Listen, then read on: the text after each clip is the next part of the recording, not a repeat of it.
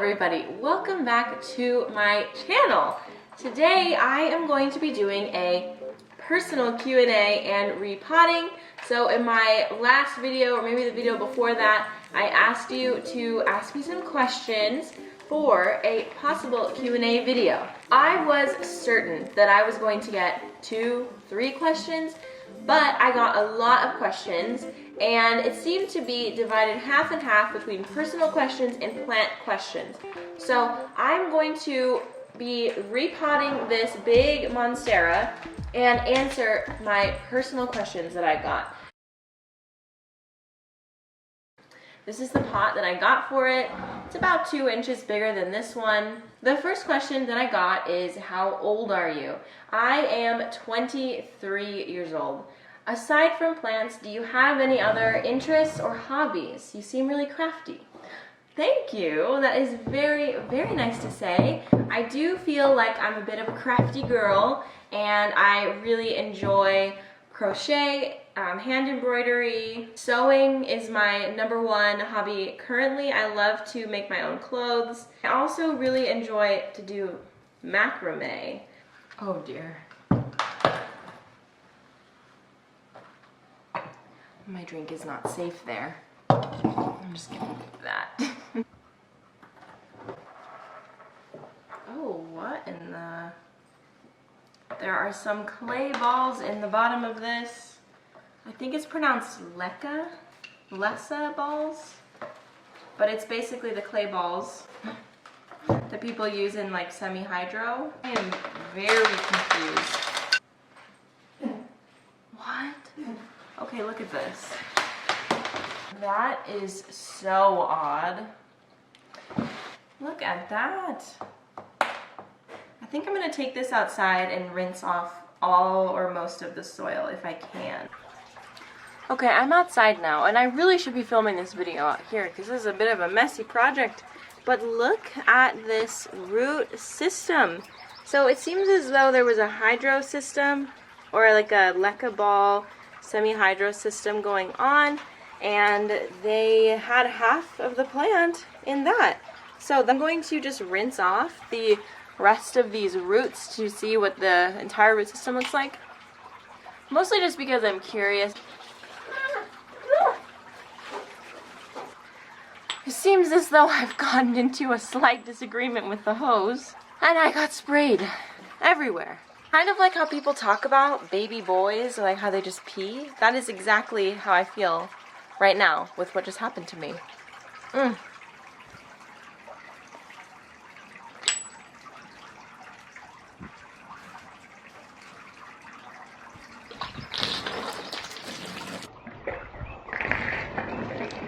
Kind of like how people talk about baby boys, like how they just pee.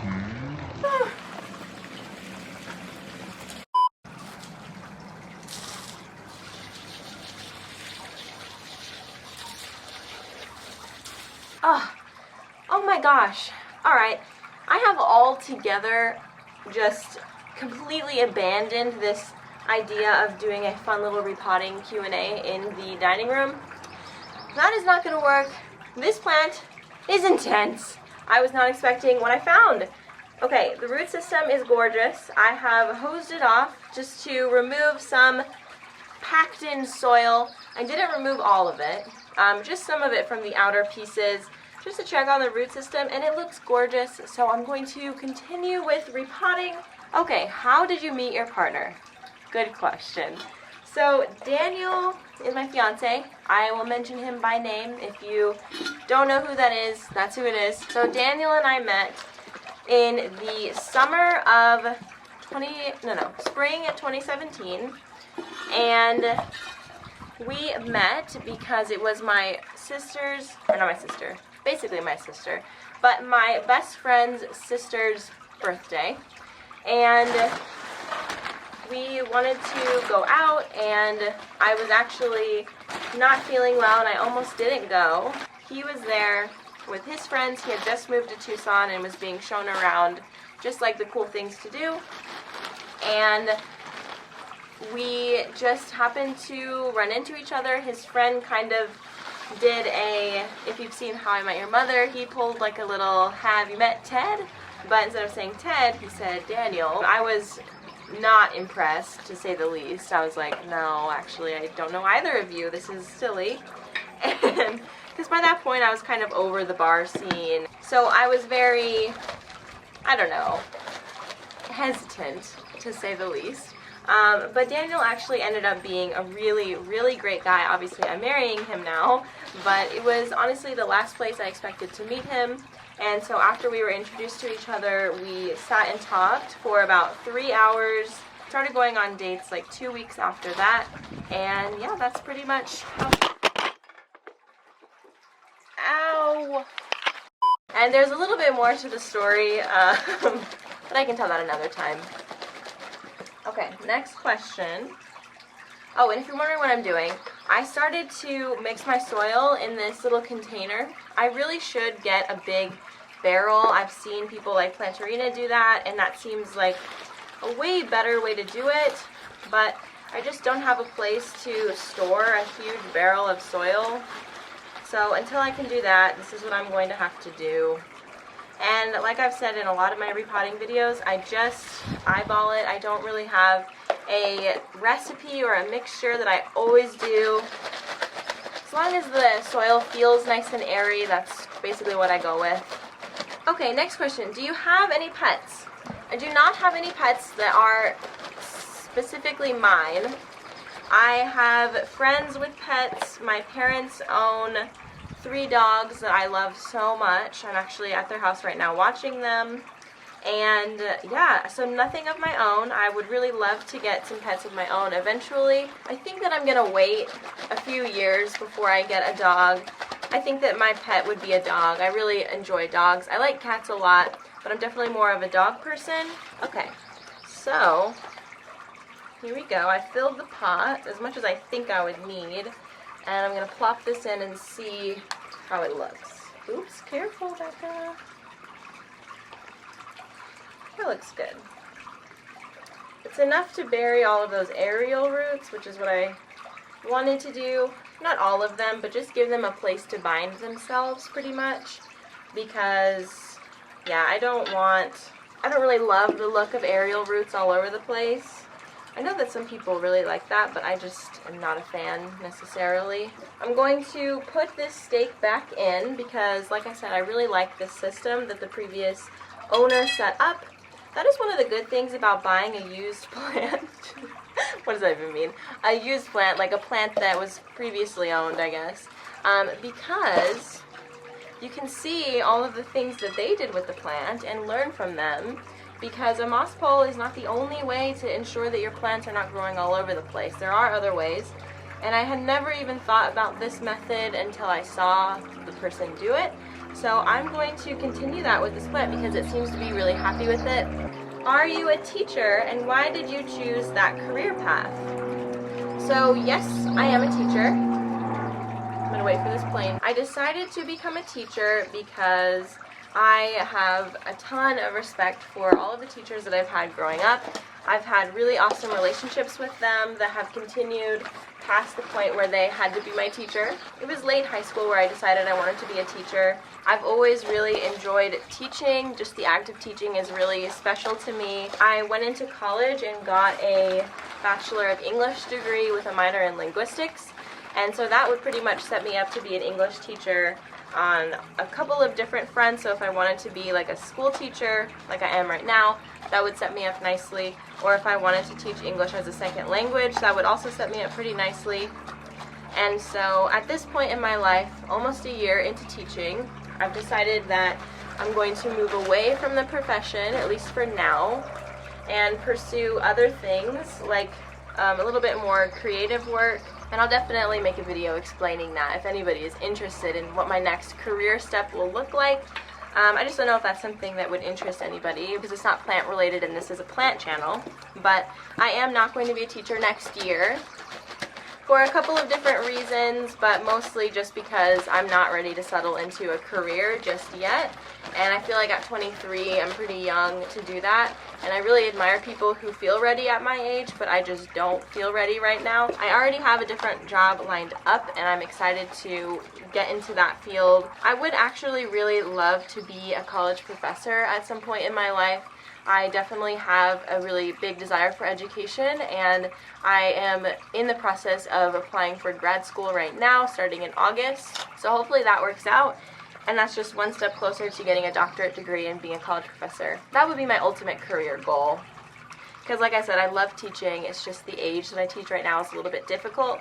Though they're really cute sometimes, it's hard to be their teacher. But yeah, I hope that answers that question pretty well. Okay, the next question is, do I ever get discouraged or feel pressure between Instagram and YouTube?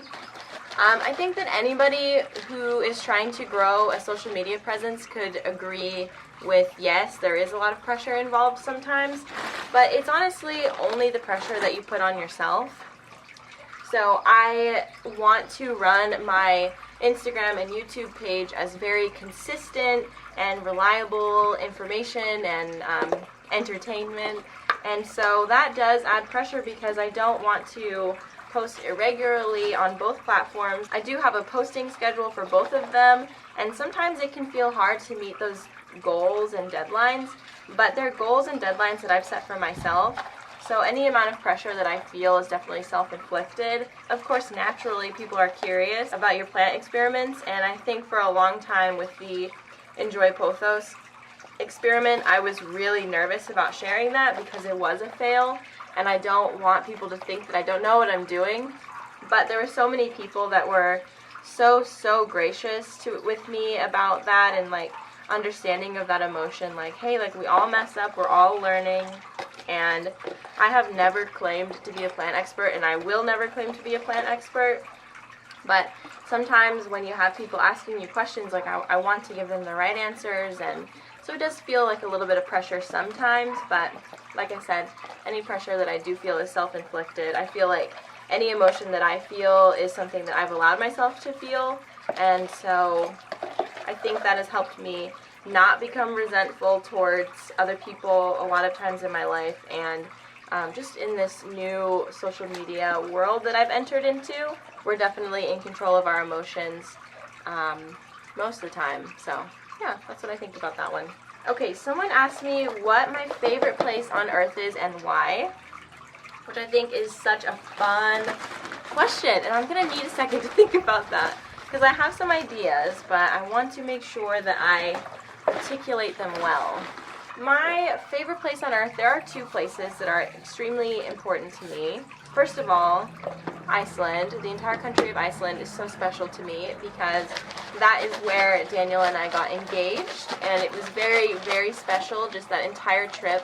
I was not necessarily expecting it. I was hoping for it, but I wasn't expecting an engagement, and I can make an entire video about so many of the things that I mentioned in this video that's not plant related. But yeah, so Iceland is where we got engaged, and so for that reason it's just extremely important to me and I think us together. And then also I have a really big love and appreciation for just the entire country of Italy, and I think particularly the northern countryside regions. So if you live in Italy, my camera died, which at this point is probably so irritating to hear me say. You're probably thinking, Becca, charge your camera or get another camera battery. I'm thinking about starting a Patreon account just so I can get more camera batteries because those things are so darn expensive.